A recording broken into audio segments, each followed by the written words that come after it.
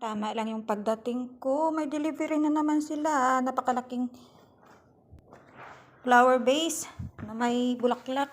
Oh, yan. Orchids. Buhay na orchids. Ang dami pala.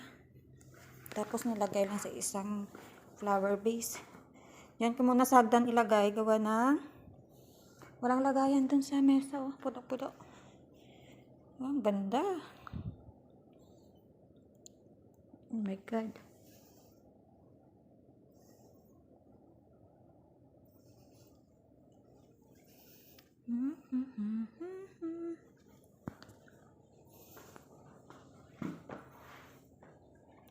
Yeah.